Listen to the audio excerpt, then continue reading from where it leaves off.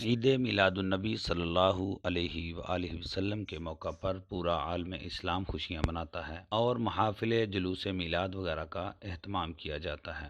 بلوچستان کے شہر مستونگ میں بھی عظیم الشان جلوس میلاد النبی صلی اللہ علیہ وآلہ وسلم کا اہتمام کیا گیا تھا۔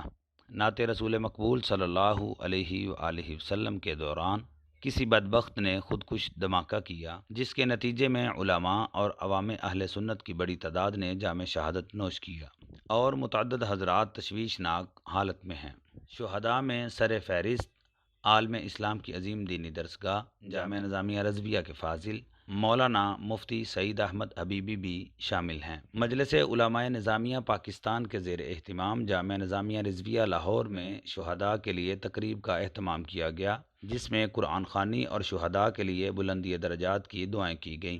ازاں بعد اس سانحہ کے خلاف پریس کلب لاہور کے سامنے احتجاجی مظاہرہ کیا گیا، جس میں علماء و عوام اہل سنت کی کثیر تعداد نے شرکت کی۔ شیخ الحدیث مولانا حافظ محمد عبدالستار سعیدی، یادگار اسلاف مولانا غلام فرید ہزاروی، مفتی محمد تنویر القادری، مولانا محمد عمران الحسن فاروقی،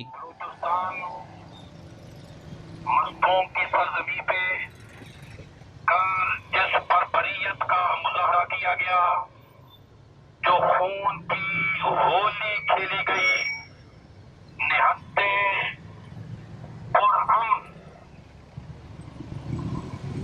اور گاہے رسالت مہام میں گلہائے عقیدت پیش کرتے ہوئے غلامان مصطفیٰ پر یہ جو خود کش حملہ کیا گیا، مجلس علماء نظامیہ پاکستان اور کراچی سے لے کر خیبر تک پورے پاکستان کے عشاقان رسول اس بربریت اور اس خود کش حملے کی پرزور الفاظ میں مذمت کرتے ہیں۔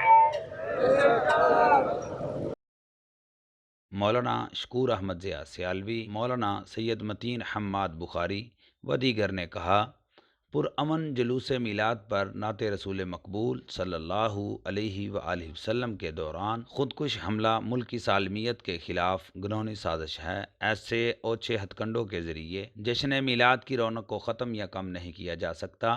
حکومت کی ذمہ داری ہے کہ ان سفاک دہشت گردوں کے خلاف فوری مؤثر قانونی کارروائی عمل میں لائے اور انہیں کیفر کردار تک پہنچائے۔ خطابان جلوس کو خاطر خاص کوٹی فراہم نہ کرنے پر انتظامیہ کی بھی مذمت کی۔